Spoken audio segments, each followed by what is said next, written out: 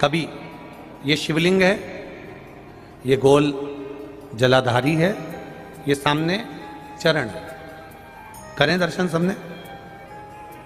ये दो सामने जो चरण है, इसके बीच में सुख सुंदरी है। कभी कभी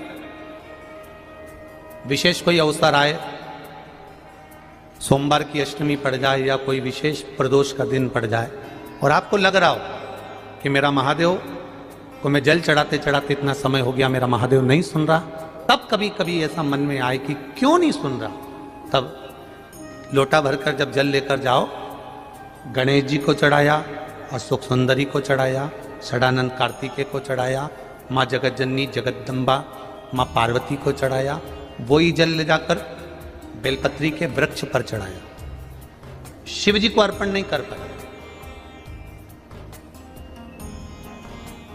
और सरल भाषा में समझ लो इसको, किसी किसी माता को आपने देखा होगा, किसी किसी व्यक्ति को आपने देखा होगा कि वो शिव मंदिर में जाता है, शिव जी को भले जल नहीं चढ़ाता है, पर शंकर भगवान के मंदिर में जाकर इतनी सफाई कर देता है, जहां शंकर भगवान का कहीं बेलपत्र वगैरह पड़ा हुआ है उसको उठाएगा, बीनेगा, फिर यहाँ से धोएगा, श्रृंगार करेगा, यहाँ से साफ करेगा, साफ करके जो पानी जा रहा है वहाँ साफ करेगा, साफ करके एकदम क्लीन करके फिर शंकर भगवान को पोंछ कर स्नान कराकर जल चढ़ाकर फिर उनका श्रृंगार करता रहता है। कभी कभी आपके साथ में भी ऐसा हुआ, आपने भी करा होगा, ऐसा नहीं कि नहीं करा। कभी कभी सब दूर सफाई के बाद शिवलिंग की सफाई करना भूल गया या शंकर जी के शिवलिंग पर जल चढ़ाना भूल गया, जल चढ़ाकर आ गया।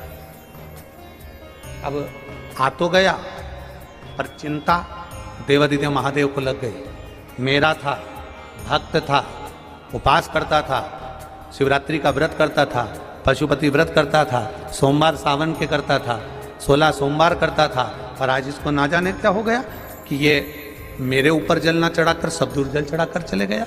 देवादिदेव माता पार्वती जी से कह देते हैं, सुन पार्वती, अगर कोई भूलवश भी मुझ पर जल चढ़ाना भूल जाए और तेरे हस्त कमल पर जल चढ़ा कर जाए, तो पार्वती जितना फल मैं प्रदान करूं उससे दुगना फल तुझे प्रदान करना है। यह शिव कह रहा है। और इसका प्रमाण कहां पर मिलता है? इसका प्रमाण मिलता है महाभारत में, इसका प्रमाण मिलता है श्रीमद् भागवत कथा में। भीम, दुर्योधन और जरासंध तीनों ने तप करा, तीनों बैठे हैं अलग अलग शंकर भगवान का भजन करने के लिए, और तीनों शिव जी का भजन कर रहे हैं, तीनों शंकर भगवान का गुणगान कर रहे हैं, तीनों शिव जी का तप कर रहे हैं। और तप करते करते करते करते करते करते भीम को लग गई भूख, चले गया भोजन करने। जैसे भोजन करने गया तो कुछ खाने का तो मिला नहीं, केले के पेड़ पे से केला लिया या छील छील के खाकर फेंक दिया, बैठ गया। इतने में देवादिदेव महादेव प्रकट हो गए, और महादेव प्रकट होकर तुरंत मेरे शंकर भगवान ने प्रसन्न होकर प्रकट होकर दुर्योधन और जरासंध को देखा और दोनों से पूछा, तुम्हें क्या चाहिए मांगो। दुर्योधन और जरासंध ने कहा, हमको 100 हाथियों का बल दे दो। शंकर भगवान ने कहा, 100 हाथियों का बल? तथास्तु। शंकर भगवान ने तथास्तु तो कह दिया। भीम बैठकर केला खा रहे थे और जरासंध और दुर्योधन जाते जाते हंस दिए। बताओ, इस खबड्डे को देखो, हप्सी को देखो, खाने के चक्कर में इसको आशीर्वाद नहीं मिला और हमको 100 हाथियों का बल मिल गया। किसी पर मत हंसना। दुर्योधन और जरासंध भीम पर हंसे थे, और दुर्योधन और जरासंध भीम पर हंस दिए। भीम का मुंह उतर गया, चेहरा उतर गया, केला छोड़ा, भीम तप करने चले गया। तप करने गया तो भीम जान गया कि मैं अब तप करूंगा तो महादेव का नहीं करूंगा, पार्वती जी का करूंगा। अभी आपको कथा में कहा था कि केवल जलाधारी भी अगर आप स्पर्श कर कर बेलपत्री आदि कादिक जो निर्माल्य पड़ा हुआ है उसको उठाकर, बहुत बड़ा दोष है एक, शायद आपने भी जिंदगी में कभी करा होगा, अब कर दिया हो, अब मत करना। कौन सा दोष? जैसे ये शिवलिंग, ये जलाधारी, ये मट्टी का दिया जलता हुआ लोग भगवान को दिखा के, जो ये जलाधारी होती है ना, इसकी जो किनोर होती है ना, कई लोग उस दिए को इस किनोर पे रख देते हैं। कई लोग नारियल को, श्रीफल को इस हस्त कमल पे जहां शिवलिंग रखा हुआ है यहां रख देते हैं। ये दोष है, ये शिव महापुराण का दोष है। शिव पुराण कहती है अगर पशुपति व्रत कर रहे हो, आप कोई व्रत कर रहे हो, कोई कामना कर रहे हो, तुम्हारे पास में अगर श्रीफल, पशुपति व्रत करने के बाद 5वें दिन भी अगर तुम श्रीफल चढ़ा रहे हो तो वो श्रीफल ये जलाधारी पर नहीं रखना है, उस श्रीफल को भेंट के साथ में शंकर भगवान की जलाधारी शिवलिंग इसके ठीक सामने नीचे जमीन पर रखना है। उसका फल ये होता है कि तुमने जो पशुपति व्रत करा, शंकर भगवान ने उसको स्वीकार कर लिया और वर प्रदान कर दिया। पर कई लोग इसमें ऐसे बैठे होंगे जिन्होंने वो श्रीफल 11 रुपया भेंट, वो जो जलाधारी है जिस पे शिवलिंग रखा उसी पे रखा, हम तो शंकर जी को देंगे, हम तो शंकर जी।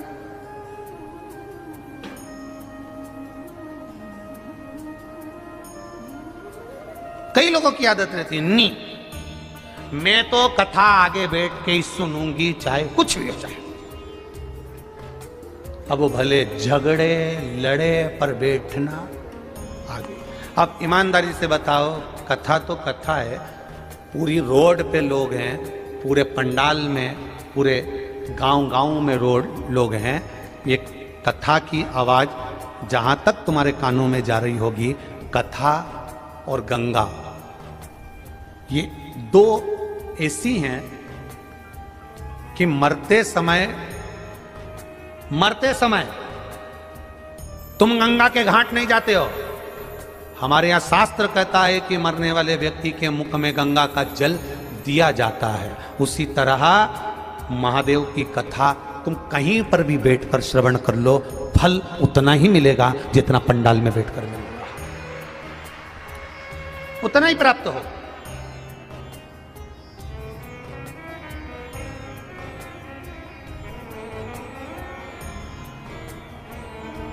फल उतना ही प्राप्त होगा जितना आप पंडाल में बैठ कर श्रवण कर रहे हो, चाहे आस्था चैनल पर बैठकर कथा श्रवण कर रहे हो, चाहे फेसबुक यूट्यूब पर कथा श्रवण कर रहे हो, फल उतना ही प्राप्त होगा। बस यदि दिल लगाकर कथा सुन ली तो ये निश्चित है कि वो फल देगी जरूर। खाली न जाता कोई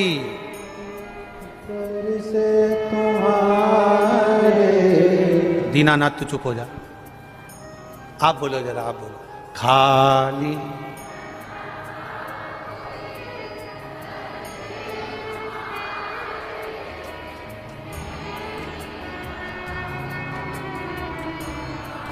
शिव कथा कह रही है। भगवान शिव को क्रोध आया क्योंकि गाय झूठ बोल दी, केतकी का फूल झूठ बोल दिया, और बची कुची थी तो गौ माता ने झूठ बोल दिया। गाय झूठ बोली, गौ माता झूठ बोली, केतकी का फूल झूठ बोला, और बचा था तो ब्रह्मा जी झूठ बोल दिए। तब शंकर भगवान को क्रोध आया। शिव जी ने अपने पांव का नख तोड़ा, अंगूठे का नख तोड़कर फेंका। फेंकने से काल भैरव प्रकट हो गया।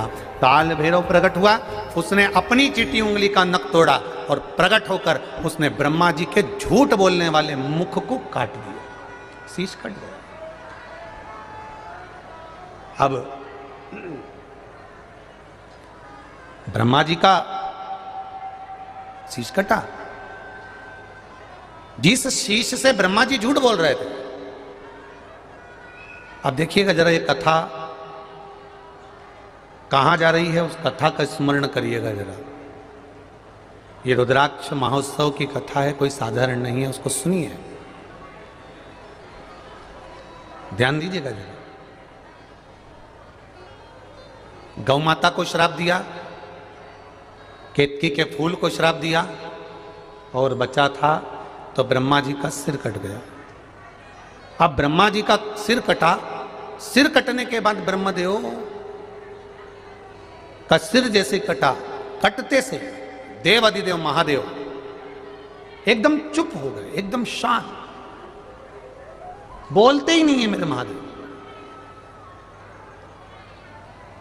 मेरे महादेव एक शब्द नहीं बोलते, एकदम चुप, एकदम।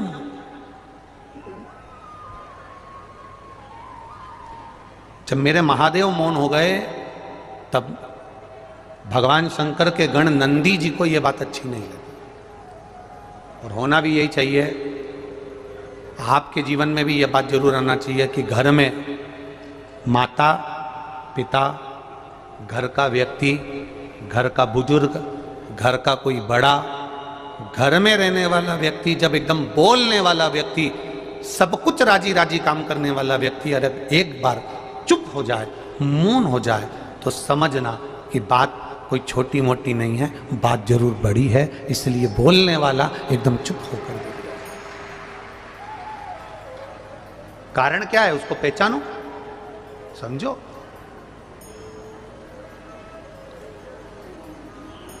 अब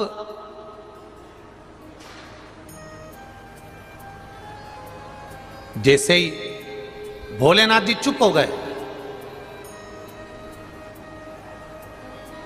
33 कोटि देवी देवताओं में, माताओं इसमें स्मरण करिएगा जरा, और मेरे भाई जितने बैठे हैं वो भी स्मरण करें।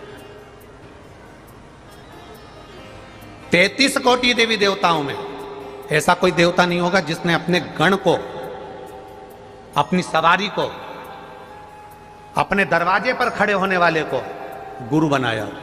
केवल एक देव अधिदेव महादेव थे जिन्होंने नंदी को भी गुरु बना लिया था जब ज्ञान प्राप्त कर लिया था, नंदीश्वर।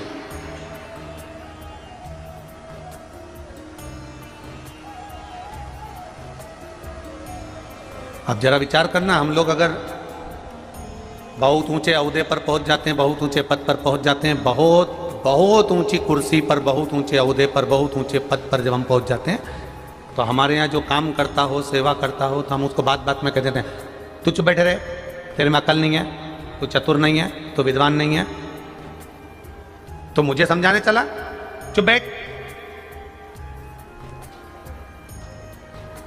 हम उसको कह रहे हैं चुप बैठ, तुझ में अकल नहीं है, तुझ में ज्ञान नहीं है, तू समझदार नहीं है। अब भाई मेरे महादेव से सीखिए, कैलाश पर रहते हैं, सारे देवता 33 कोटि देवताओं को केवल देवता कहते हैं, केवल देव कहते हैं। उन 33 कोटि देवी देवताओं का भी कोई गढ़ अधिपति बनकर बैठा है तो वो देवों का देव महादेव बनकर बैठा है। उसके बाद भी मेरे महादेव के जीवन में कभी अभिमत्ता, कभी अहंकार, कभी अहम मेरे महादेव के पास नहीं आया। महादेव हमेशा चित्तवृत्ति में आनंदता लेकर नंदी को भी अपना गुरु बना लेते हैं। जब नंदी से ज्ञान प्राप्त होता है उसको भी गुरु बनाते हैं।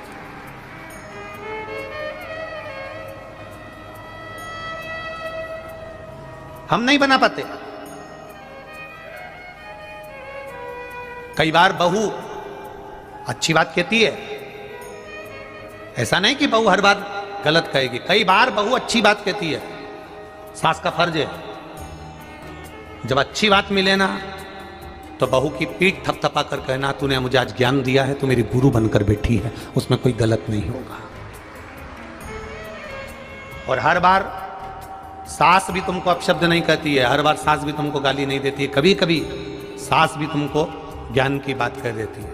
उस समय पर बहू को चाहिए कि सास के चरण छूकर आशीर्वाद लेकर कहे, मम्मी मेरे को रोटी बनाना नहीं आती थी, मैं कॉलेज में पढ़ती थी, स्कूल पढ़ती थी, मुझ में इतना ज्ञान नहीं था, पर माँ तेरी जैसी सास दुनिया में नहीं मिलेगी।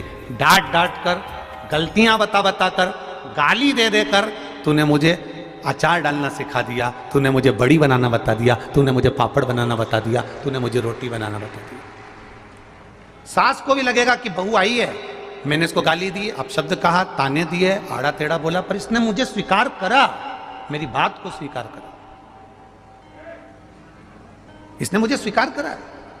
आज ये कथा के जो ये जजमान विराजमान हैं, हम तो कहेंगे कि कहीं आप 15 जजमान जो बने हैं, 16 जजमान जो बने हैं, इन जजमानों के कहीं पूर्वजों की, जैसे बच्चा गुल्लक भरता है और गुल्लक भरने के बाद फोड़ता है तो कोई गिफ्ट लेकर आता है, आपके पूर्वजों की और आपकी पुण्य की गुल्लक भराई होगी, तब जाकर ये शिव महापुराण की कथा के आप यजमान पद ग्रहण करें।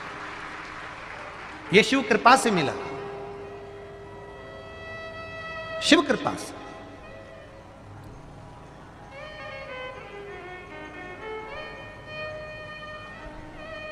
महाराज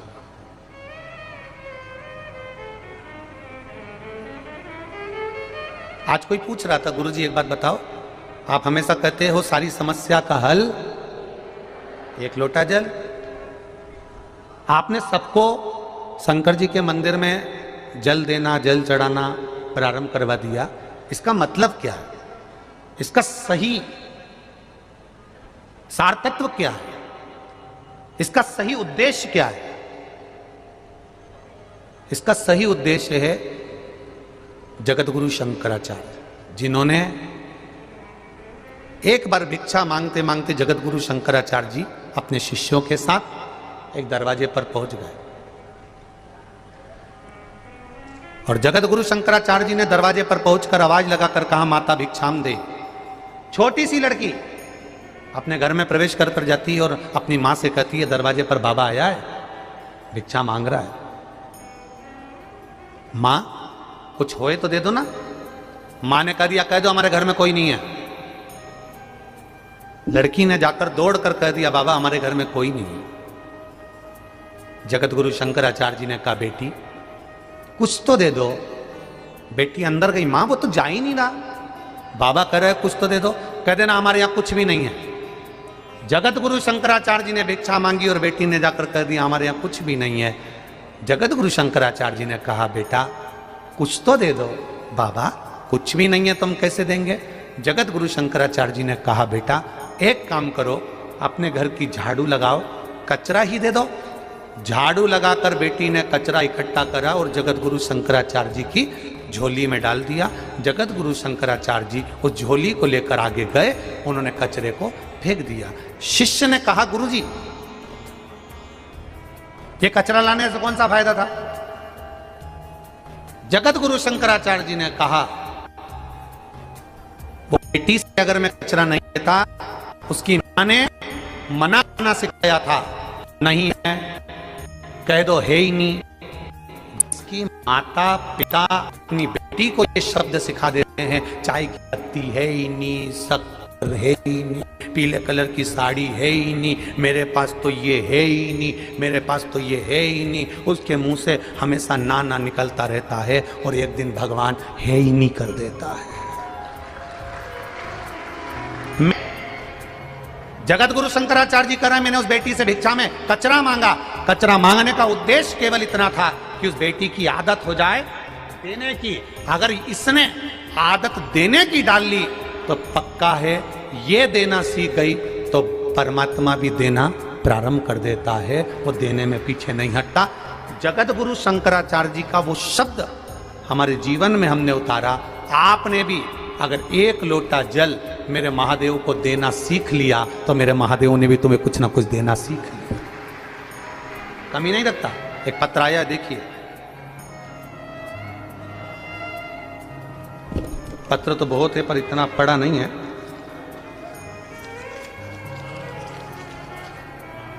शंभो शरणे पड़ी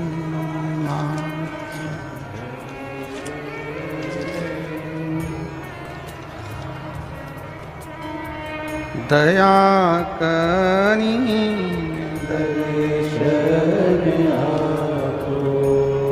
पत्र देखिए।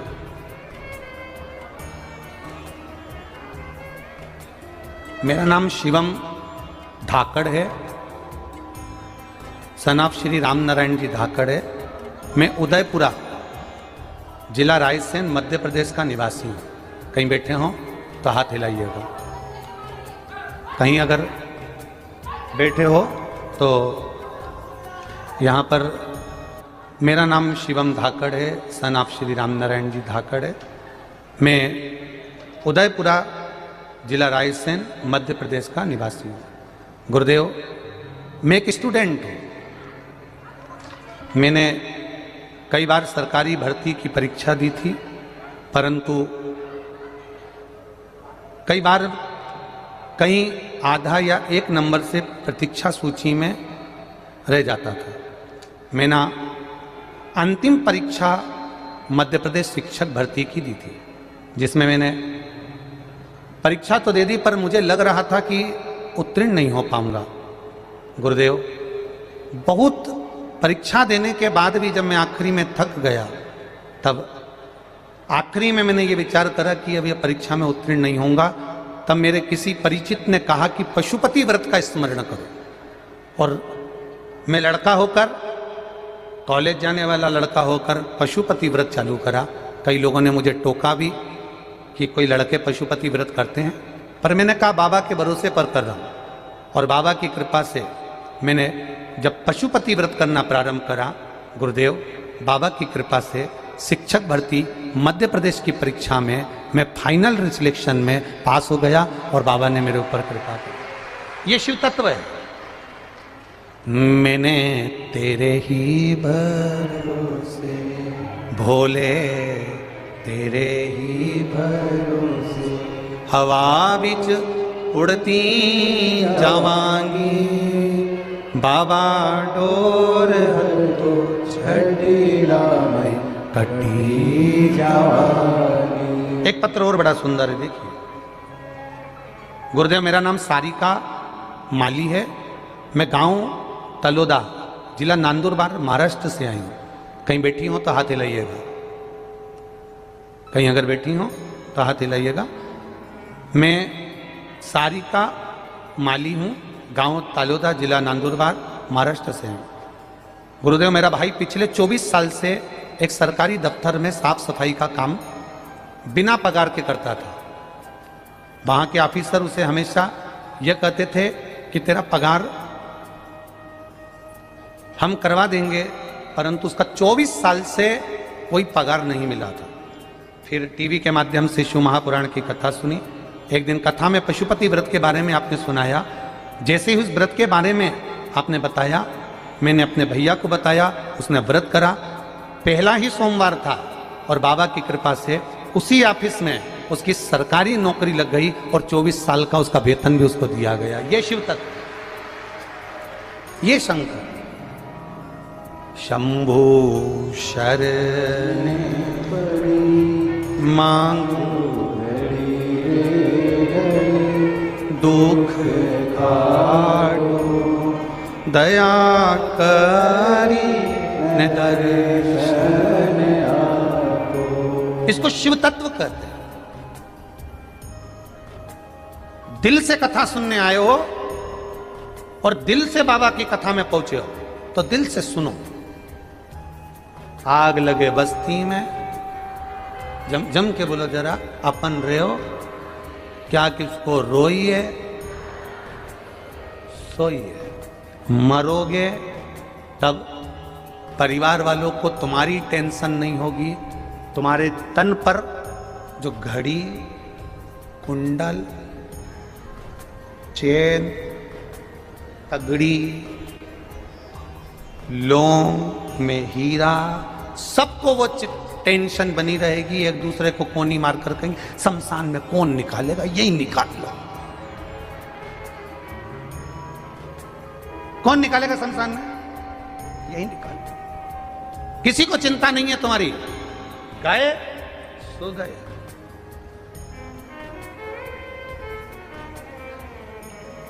परिवार के लोग तुम्हारे तन से मरते ही जेवर निकाल लेते हैं, जेवर निकाल लेंगे। पर एक बात याद रखना, अगर महादेव को एक लोटा जल चढ़ाया है तो मान कर चलना, मेरा महादेव तुम्हें इस भवसागर से पार लगा दे। निश्चित सारी समस्या का हल बोल बम का नारा है। बाबा एक सहारा है, बस वो सहारा बना। और जिस दिन हमने संसार का सहारा छोड़कर उसका चरण पकड़ लिया, उस दिन सुख मिलेगा, आनंद मिलेगा, निश्चित है। शिव कथा कह रही है, शंकर भगवान पर ब्रह्मा जी की हत्या का दोष लग गया।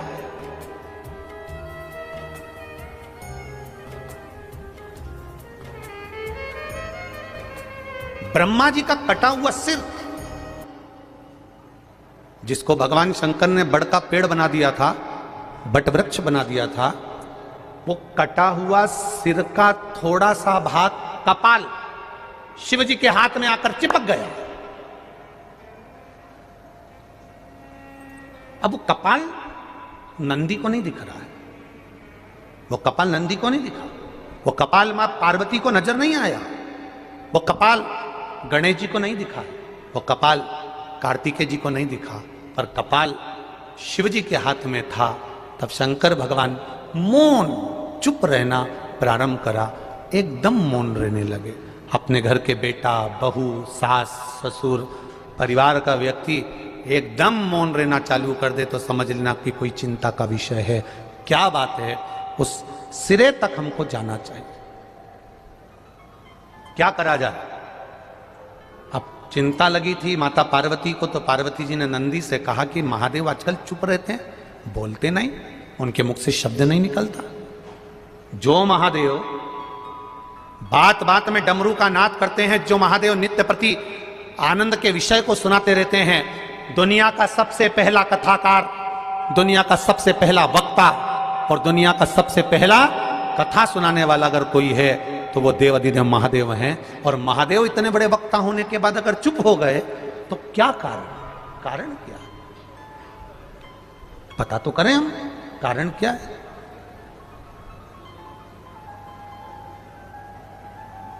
जिसके दरवाजे से कोई खाली नहीं गया, आज वो चुप होकर बैठा है तो जरूर कोई बात हो। कारण क्या है? पता करा जाए जरा। करा पता? नंदी ने पता कर लिया, और नंदी ने पता कर कर माता पार्वती जी से कह दिया कि शिव जी को ब्रह्मा जी का जो सिर कटा था उसका जो कपाल है वो शंकर भगवान के हाथ पर चिपका हुआ है, पर वो नजर नहीं आता, वो दिखता नहीं है।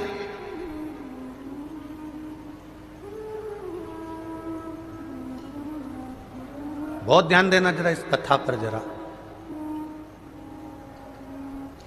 पुण्य करा आपने, एक ब्राह्मण को भोजन कराया, कन्या का विवाह करा, लड़की का विवाह करा, किसी प्यासे को पानी पिलाया, किसी भूखे को भोजन कराया, उसका गुणगान दूसरा कोई नहीं करेगा, तुम अपने मुंह से कर दोगे कि मैंने ये करा।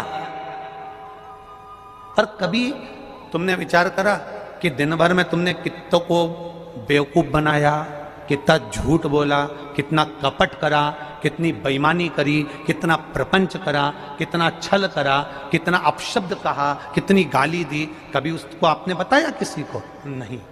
पर वो तुमने जो करा वो तुम्हारे हाथ में चिपका हुआ, इस ललाट पर चिपका हुआ।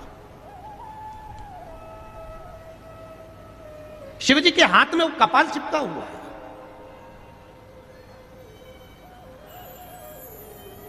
नंदी से नहीं रहा गया। जो अपना होता है ना, उससे नहीं रहा जाता, अपने से नहीं रहा जाता, नंदी से नहीं रहा गया। और जब नंदी से नहीं रहा गया तब नंदी शिव जी के पास में आकर बैठ गया। एक लोटा जल आज नंदी ने देवाधिदेव महादेव के चरणारविंद को समर्पित किया। भगवान शिव के चरणों को समर्पित करा। शिव जी जान गए नंदी कुछ पूछना चाहता। शिव जी ने पूछ लिया, नंदी, हे नंदी, क्या बात है? आज तू मेरे चरणों में जल चढ़ाकर बैठा है। आपको एक गलत जगह पर जब हमें जाना होता है तो हमारे लिए मार्ग सुलभ हो जाता है। जब हमें कहीं झूठ बोलना होता है, प्रपंच करना होता है, गलत करना होता है तो मार्ग सुलभ हो जाता है। पर शिव महापुराण की कथा कहती है जब हम सतमार्ग की ओर बढ़ते हैं, अच्छा करने की ओर बढ़ते हैं, भगवत स्मरण की ओर बढ़ते हैं, भगवत भजन की ओर बढ़ते हैं, तब कहीं ना कहीं किसी ना किसी रूप में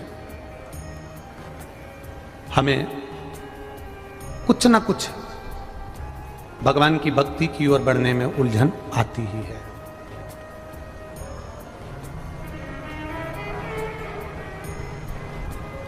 और मैंने तेरे ही भरोसे बाबा, तेरे ही भरोसे हवा बिच उड़ती जावांगी बाबा, डोर हथों छड़ी ना मैं कटी जावांगी।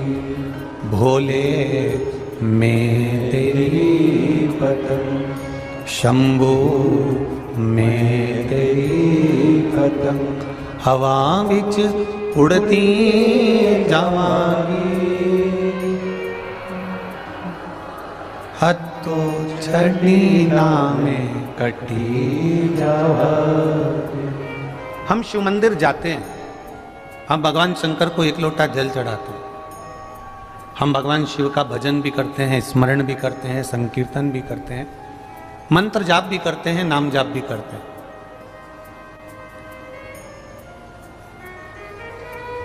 पर शिव महापुराण की कथा एक बड़ी सुंदर बात कहती है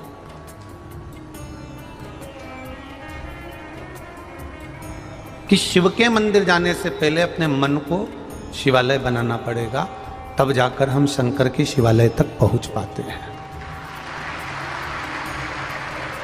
यदि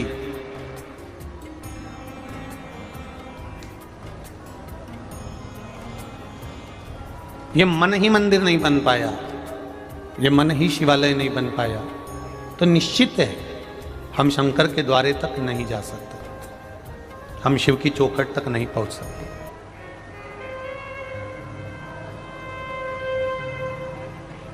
तेरे मंदिर में आना मेरा काम है और मेरी बिगड़ी बनाना तेरा काम। हम उसकी चौखट तक जब पहुंचे तो कुछ ना कुछ हमारे भीतर, हमारी चित्तवृत्ति में, हमारे मन में, हमारे हृदय में, हमारे स्मरण में कहीं शिव तत्व समाहित होगा, तभी हम शंकर की चौखट तक पहुंच पाते हैं, नहीं तो उसकी दरवाजे तक भी नहीं पहुंच पाते हैं। उसकी कृपा, उसकी दया। ये 24,000 श्लोक की शिव महापुराण की कथा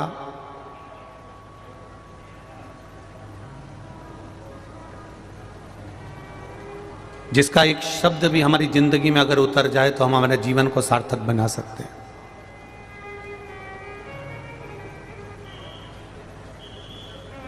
केवल एक शब्द,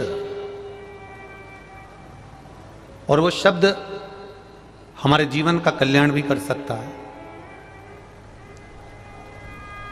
एक बार भगवान देवाधिदेव महादेव को भगवान ब्रह्मा जी पर क्रोध आ गया। अब ब्रह्मदेव जिनके 5 मुख थे,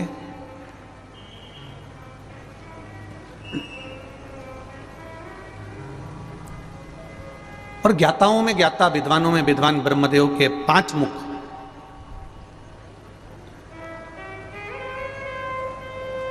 भगवान विष्णु के पिताजी का नाम ज्ञात करने के लिए उन्होंने एक पर्वत का मंथन करा, एक पहाड़ का भ्रमण मंथन किया और उसमें से शिवलिंग प्रकट हुआ।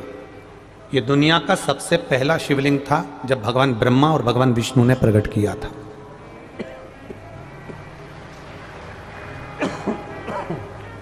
सबसे पहला शिवलिंग। अब वो शिवलिंग प्रकट हो गया, पर ब्रह्मा जी के मन में यह भाव प्रकट नहीं हुआ कि इस शिवलिंग का चरण कहां है, इस शिवलिंग का शीश कहां है। चरण और शीश को ढूंढने की एक, दोनों के भीतर एक भाव जागृत हो गया। भगवान विष्णु भगवान शंकर का ना शीश देखना चाहते थे, ना भगवान शंकर का चरण देखना चाहते थे, क्योंकि भगवान विष्णु को मालूम था कि देवाधिदेव महादेव की करुणा ही बहुत है, तो चरण और शीश देखने की जरूरत ही क्या पड़ेगी, उसकी कृपा ही बहुत है।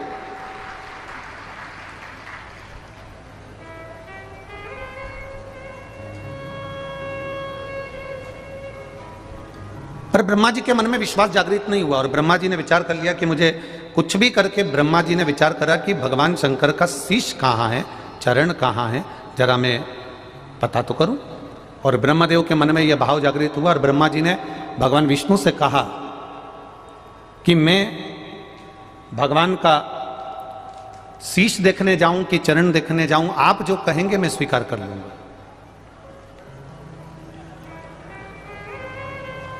आप जो बोलेंगे मैं उसको स्वीकार करूंगा। आप कहें तो मैं शीश का दर्शन कर लेता हूं, आप कहें तो मैं चरण का दर्शन कर लेता हूं। आप जो बोलेंगे मैं स्वीकार कर लूंगा। भगवान विष्णु ने कहा एक काम करो ब्रह्मदेव, अगर तुम शिव जी को जानना ही चाहते हो तो भगवान शंकर का शीश का दर्शन तुम कर लो, मैं चरण का दर्शन कर लेता हूं। ये हमने पहले भी शिव महापुराण में वर्णन किया, पहले भी इस कथा में अपन ने इसका स्मरण किया। और ब्रह्मा जी भगवान शंकर का शीश देखने के लिए चले। जब ब्रह्मा जी भगवान शिव का शीश देखने के लिए चले तो इतने ऊपर पहुंचते गए, इतने ऊपर पहुंचते गए, इतने ऊपर पहुंचते गए कि ढूंढते ढूंढते जब थक गए तब केतकी के पुष्प को उन्होंने तोड़ लिया और उस केतकी के फूल से कहा कि तू चलकर कह देना कि ब्रह्मा जी को भगवान शंकर का शीश मिल गया।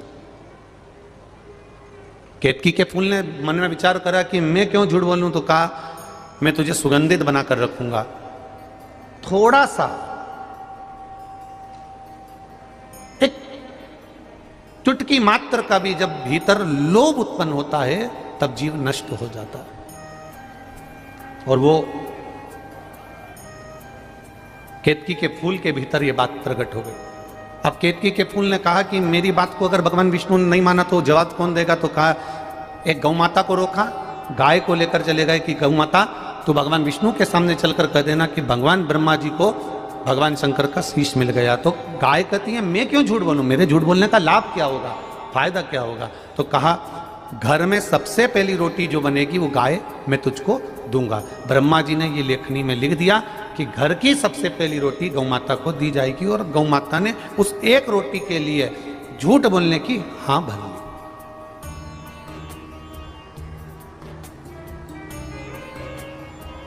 अब एक रोटी के लिए गौ माता ने झूठ बोलने की हाँ भर ली। आए नीचे, भगवान विष्णु से पूछा ब्रह्मा जी ने क्या आपको भगवान शंकर का चरण मिल गया, क्या आपको चरण प्राप्त हुआ भगवान शंकर का। भगवान विष्णु ने एक शब्द में कह दिया कि मुझे चरण नहीं मिला। भगवान शिव प्रसन्न हो गए और प्रसन्न होकर भगवान ब्रह्मा जी के सामने भगवान विष्णु से कह दिया नारायण मैं आपको आशीर्वाद वर के रूप में प्रदान करता हूं कि तुमने सत्य बोला, इसलिए आज से तुम्हारा नाम सत्य नारायण के रूप में पूजा जाएगा। आप सत्य नारायण के रूप में पूजे जाओ।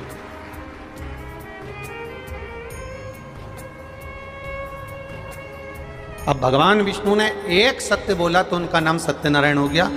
अब विचार करिएगा दिन भर में अपन कितनी बार झूठ बोलते हैं, तो फिर अपना नाम तो झूठेला होना चाहिए ना। कितना झूठ बोला जाए, कितना झूठ कहा जाए।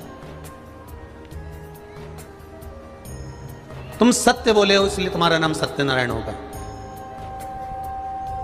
अब ब्रह्मा जी से भगवान विष्णु ने पूछा तुम्हें क्या भगवान देवादिदेव महादेव का शीश मिल गया। अब जरा विचार करिए, हमारे संत, हमारे साधु, हमारे महात्मा, जोगी, सन्यासी, तपस्वी, साधक, उपासक एक बात हमेशा कहते हुआ है कि हरि अनंत और हरि की कथा अनंत। भगवान की कथाएं भी बहुत सारी हैं, भगवान का भजन भी बहुत सारा है, भगवान का स्मरण भी बहुत सारा है और भगवान की लीला भी बहुत सारी है और भगवान भी बहुत सारे।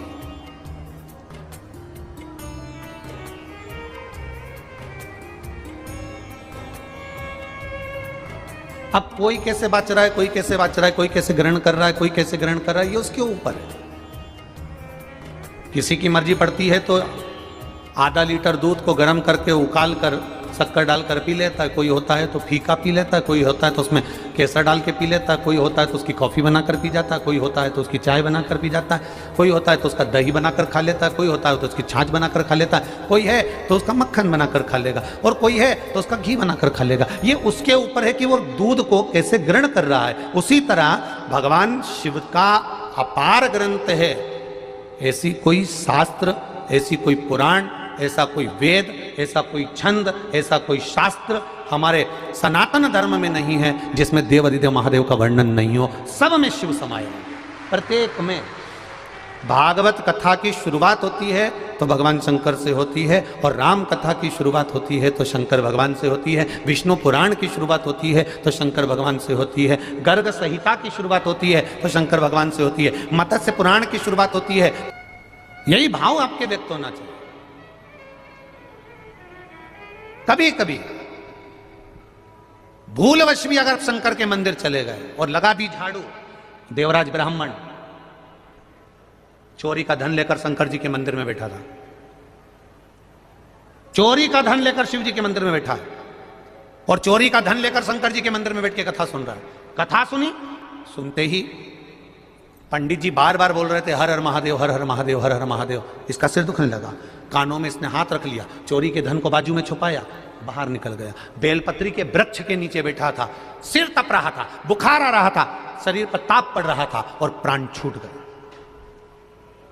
प्राण छूट गए उस देवराज के, मर गए।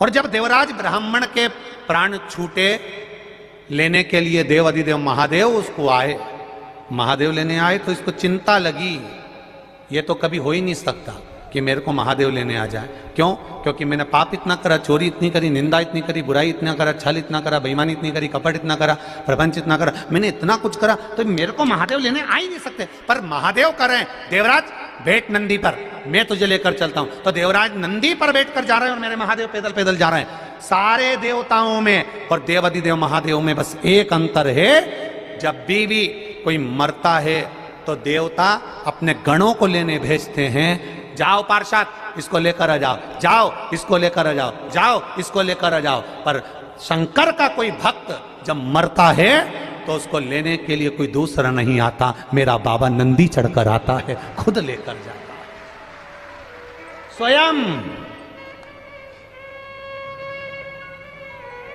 शिव का भक्त मरता है, शंकर का जब भक्त मरता है, नीचे लोग भले रोते हों पर ऊपर 33 कोटि देवी देवता नगाड़े बजाते हैं कि शंकर का भक्त आ रहा है, जिसका दूसरी बार जन्म नहीं होगा, जिसका दूसरी बार जन्म नहीं होगा। आप लोगों को शायद मालूम होगा, काशी में एक घर ऐसा बना हुआ है जिस घर में लोग मरने के लिए जाते हैं। पढ़ा है कभी कि नहीं पढ़ा? किस किसने पढ़ा? जरा हाथ उठाओ। पढ़ा है ना आप लोगों ने? काशी में एक घर ऐसा बना हुआ है जहां पर एक कमरा किराए का मिलता है, वहां रहो, अंतिम अवस्था में भजन करो, कीर्तन करो। 2 महीना या 1.5 महीना ऐसा कुछ उसका क्रम रहता है। उतने महीने में तुम मर गए तो ठीक, नहीं तो वो आपको अपने घर वापस भेज देते। जो मर गया, क्यों मरने के लिए लोग जाते हैं? क्योंकि शंकर का जब भक्त मरता है, शिव का उपासक मरता है, शंकर का गुणगान करने वाला मरता है, शिव के धाम में जब किसी के प्राण छूटते हैं तो संसार के लोग भले रोते हों पर देवता पुष्पों की वर्षा करते हैं, नगाड़े बजाते हैं, दुमदुबिया बजाते हैं कि शिव का भक्त आया है, इसका दूसरी बार जन्म नहीं होगा। अब ये चला, अब गया ये, अब इसका दूसरा जन्म नहीं है। मरना तो सबको है, चाहे सियोर वाला महाराज होए, चाहे दुनिया का कोई महाराज हो, चाहे बादाम खाओ चाहे रोटी खाओ, जाओगे तो सरी। चाहे कितने भी वीआईपी बन जाओ, चाहे कितने भी वीवीआईपी बन जाओ, चाहे जो बन जाओ, जाओगे तो सरी। चाहे कितना भी डेंटिंग कर लो, चाहे धागे से, तो कितना ही सही जाओ, जाएगा। जाना तो निश्चित है, निश्चित। और महाराज सज धज के जिस दिन मौत की सहजादी आएगी, ना सोना काम आएगा, न चांदी आएगी। मट्टी का तू सोने जैसा मान है तेरे। अरे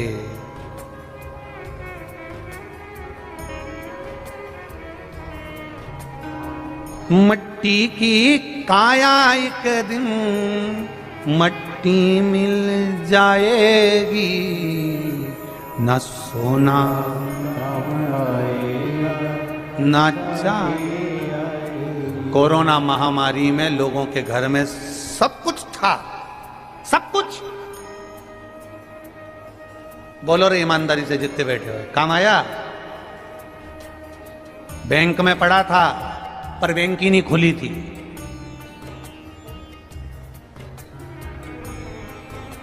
क्या काम आया? केवल एक ही चीज काम आई, जिसने जिंदगी में एक लोटा जल महादेव को चढ़ाया था, कभी परमार्थ का कार्य किया था, कभी दान पुण्य भजन किया था, आज भी बैठा है, कथा सुन रहा है। कोरोना हो गया था शरीर को, ऐसे कई बैठे होंगे जिनको कोरोना हो गया था, मोहल्ले में, गली में, पास में, सोसाइटी में, कॉलोनी में, सबको हो गया, तेरे को भी हो गया, पर टीवी के सामने बैठकर सुनता रहा, श्री शिवाय नमस्तुभ्यम, श्री शिवाय नमस्तुभ्यम। देव अधिदेव महादेव ने भी कह दिया देवताओं को, पड़ोसन को ले जाना पर इसको छू कर भी मत जाना,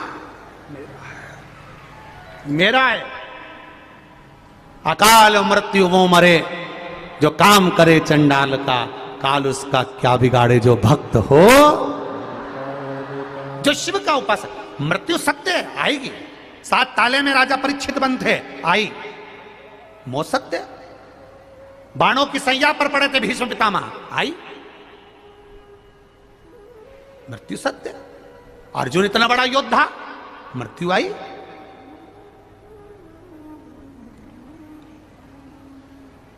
कितने सारे टीवी के हीरो हैं, मरते नहीं हैं। अरे बोलो तो जम के, मरते ना। क्या क्या बताते हैं, देखो इनका इतना बड़ा बंगला है, इतनी बड़ा ये है, इतना ये है, इतना ये है, इतना ये है, और फिर जब चले गए तो वो बंगला, वो गाड़ी, 25 लाख की गाड़ी, और बाद में किसी काम नहीं आई, केवल वो 25 रुपए का लोटा काम आया, जिसमें भरा कर हरिद्वार ले गए थे। कुछ काम नहीं आया। करो भजन कीर्तन स्मरण, आए हो इस सिद्धपुर धरा पर, सीहोर की पावन धरा पर, अगर पहुंचे हो, कंकर शंकर की धरा पर पहुंचे हो, मां सीवन के तट पर पहुंचे हो, इस पावन धरा पर पहुंचे हो, कुबरेश्वर धाम पर पहुंचे हो, जितना बन सके आप दान करो मत करो, पुण्य करो मत करो, पर इतना जरूर करो, अपने द्वारा किसी को कष्ट ना हो, उसका सहायता करते चलो, परमार्थ करते चलो, करो भजन, करो भजन।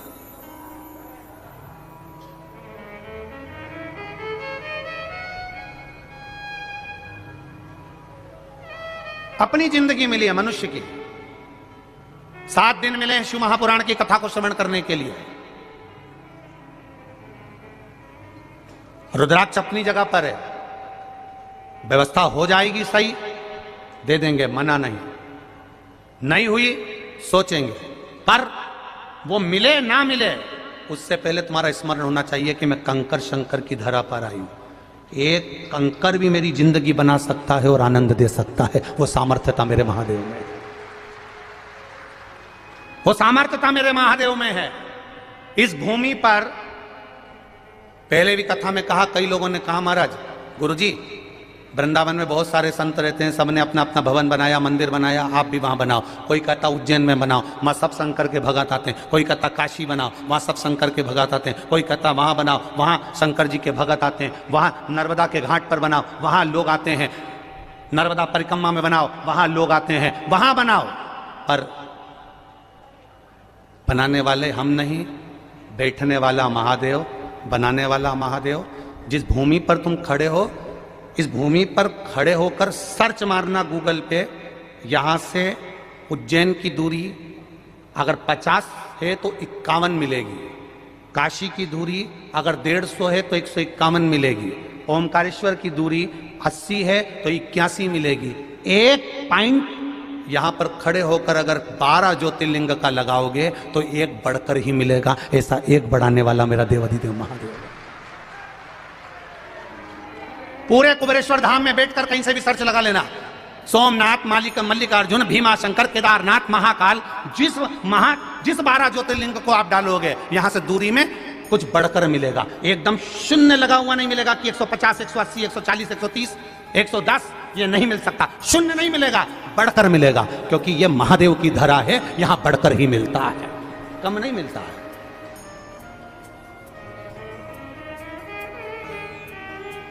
एक 12 ज्योतिर्लिंग की दूरी लगाना कर बैठना कि ये ज्योतिर्लिंग यहां से कितना है, सीहोर से, यहाँ कुबेरेश्वर धाम से कितना है। यहां से आगे जाओगे, सीहोर पहुंचोगे, वहां से अंदाजा लगाओगे तो वो शून्य पर आ सकता है, पर यहां कुबेरेश्वर धाम से आंकड़ा लगाओगे तो बढ़कर 1 point, 2 point, 3 point, 4 point, 5 point बढ़कर मिलेगा, शून्य पर नहीं मिलेगा। मेरा बाबा शून्य नहीं करेगा, बढ़ा देगा।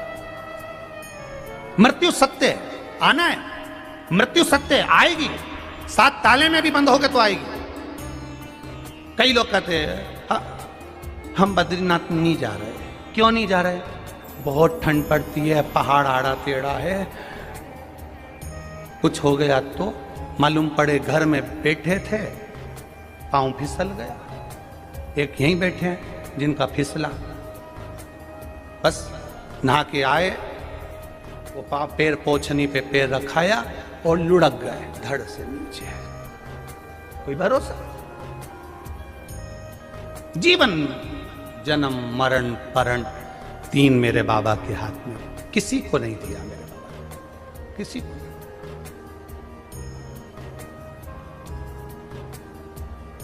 महाराज शिव कथा कह रही है, शिव महापुराण की कथा कह रही है, ये भक्ति की अविरलता है आपकी।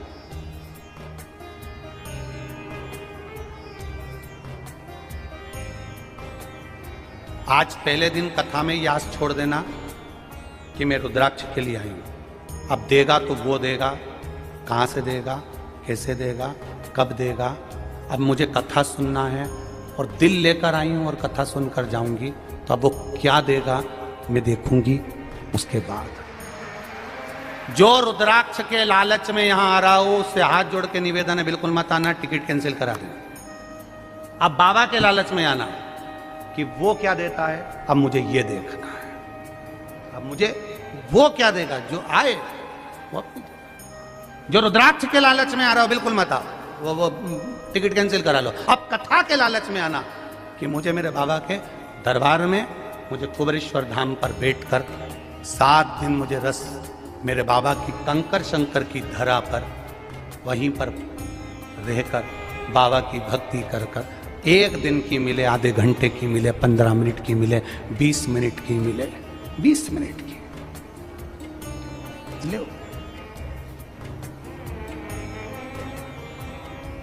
कहेंगे लोग बहुत भीड़ है। सीहोर वाले तो विचार भी कर रहे थे कि हम तो कथा में जाएंगे, तो पहले ही सोच के बैठ गए बहुत भीड़ है, कैसे जाए। कैसे जाए? इतनी भीड़ में तुम महादेव तक जा सकते हो, तो अंतिम समय में भी तो बहुत भीड़ रहेगी, तब भी तो मेरा महादेव कैलाश छोड़कर तुम्हारे लिए यहां आएगा।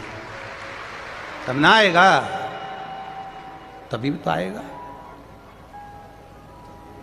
अरे कर दिया माला माल काशी वाले ने, खोल दिया भंडार काशी वाले ने, कर दिया माला माल काशी वाले ने, खोल दिया भंडार काशी वाले ने, खोल दिया भंडार काशी वाले ने, कर दिया माला माल काशी वाले ने।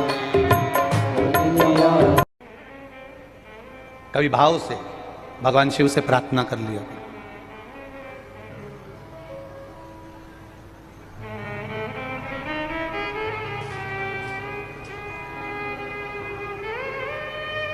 अभी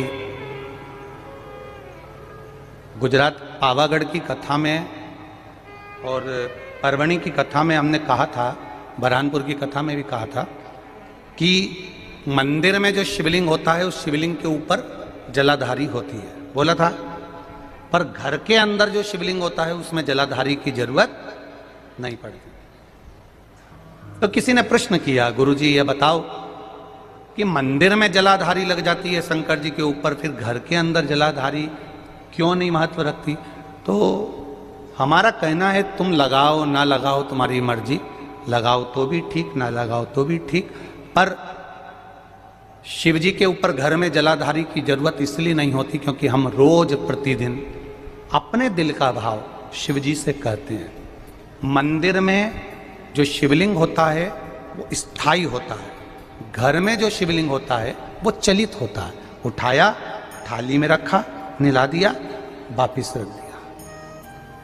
मंदिर में जलाधारी का होना जरूरी है और तुम्हारे घर में चलित शिवलिंग है, नर्मदेश्वर है, पारत का शिवलिंग है, स्फटिक का शिवलिंग है, मार्बल का शिवलिंग है, पीतल का है, कोई तांबे का है, किसी के यहाँ जो शिवलिंग हो, छोटा सा बड़ा सा जैसा भी हो, उसमें जलाधारी की जरूरत नहीं पड़ती है। एक पत्र और आया है बड़ा सा, आपको और हमको समझने का है। देखो वो है इसी से जुड़ा हुआ।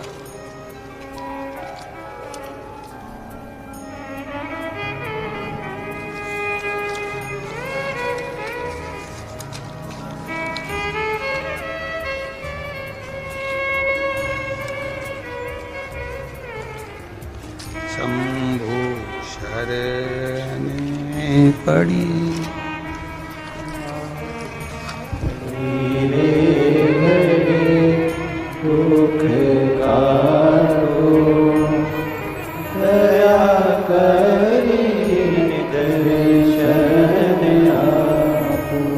मैं आशीष साहू बेमेतरा छत्तीसगढ़ से हूं। कहीं बैठे हो आशीष जी? बहुत बहुत धन्यवाद, आपने बहुत अच्छा प्रश्न किया है, उसके लिए देवाधिदेव महादेव की करुणा आप पर बनी रहे। हमारे घर के मंदिर में ये वाला शिवलिंग है जिसका फोटो उन्होंने लगाया है, आप आस्था चैनल पर देख सकते हैं या एलईडी पर देख सकते हैं। इस शिवलिंग में समझिए अब जरा, ये शंकर जी का शिवलिंग है, ये जलाधारी है। उन्होंने पत्र में लिखा है कि हमारे घर के शिवलिंग में नंदी अशोक सुंदरी वाली जगह पर चिपका बैठा। अच्छा हंसो मती, तुम्हारे भी कई कई के घर में ऐसा होगा कि यहाँ शिवलिंग है, ये जो सामने जगह है, इस जगह पे नंदी चिपका हुआ है। देखा है कि नहीं देखा? बोलते जाओ जरा, देखा है ना? तो अब प्रश्न देखिए उस बच्चे का। अब अशोक सुंदरी तो वहां दिखती नहीं है, नंदी नंदी बैठा है। अब आप बताओ हम अशोक सुंदरी को जल कैसे चढ़ा? अशोक सुंदरी की जगह तो नंदी ने घेर ली है, क्या करा जाए? अब बहुत सावधानी से समझिएगा, बहुत ध्यान। जिस शिवलिंग के सामने पत्थर पर या पीतल पर या चांदी पर नंदी परमानेंट चिपका रहता है अशोक सुंदरी वाली जगह पर, वहां सेवा की मूलता मानी गई है। शिवलिंग से हटकर दूरी पर नंदी होता है तो वो शंकर भगवान को भ्रमण कराने के लिए होता है, और जो केवल चिपका हुआ अशोक सुंदरी वाली जगह पर चिपका रहता है, लगा रहता है, वो हमेशा सेवा के लिए तैयार रहता है। अंतर है दोनों, दोनों में अंतर है, जरा समझिएगा इस चीज को। एक ड्राइवर वो होता है जिसको फोन लगाया जाता है, कहां है, क्यों, क्या काम है, सीओर जाना है। और एक ड्राइवर वो होता है गाड़ी में बैठा मिलेगा, उसको मालूम है फोन लगाने की जरूरत नहीं है, जाऊंगा गाड़ी खड़ी मिलेगी और बैठ के और निकल जाऊंगा। मंदिर में जो शिवलिंग है वो दूर है, और जो चिपका हुआ अशोक सुंदरी वाली जगह पर जो शिवलिंग है वो स्थान पर सेवा के लिए तत्पर खड़ा हुआ मेरा नंदी और शिवलिंग है, तत्पर खड़ा है, तत्पर।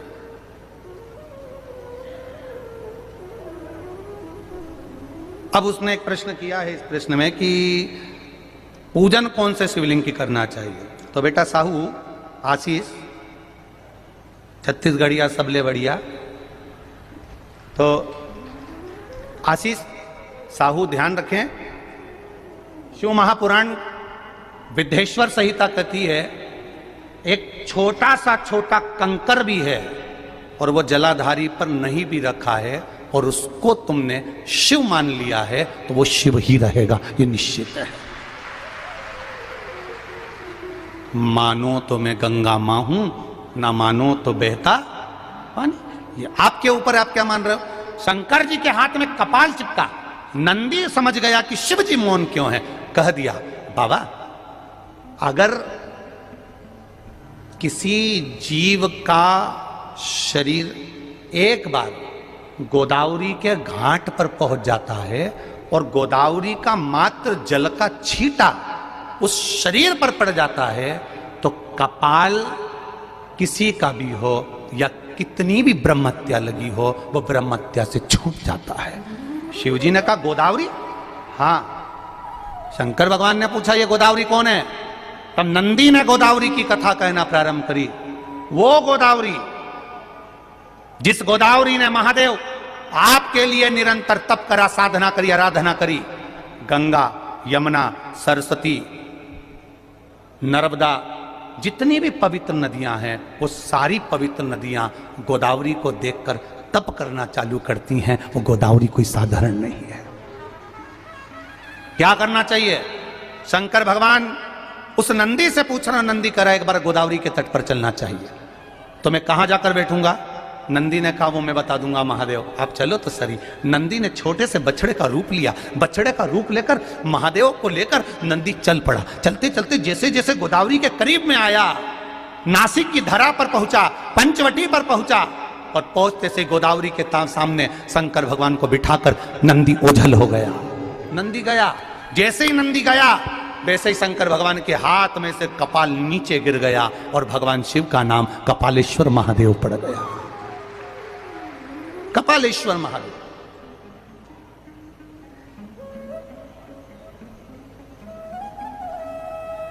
गोदावरी के घाट पर आज भी कपालेश्वर महादेव का वर्णन है। अगर जो लोग यहां पर महाराष्ट्र के बैठे होंगे, कितने लोग बैठे जरा हाथ उठाओ जिसने कपालेश्वर महादेव का दर्शन किया हो। करा है सबने, रख लो रख लो रख लो रख लो। कपालेश्वर महादेव एक बहुत सुंदर बात कहना चाहेंगे, जिंदगी में कभी मौका लगे तो स्मरण करिएगा।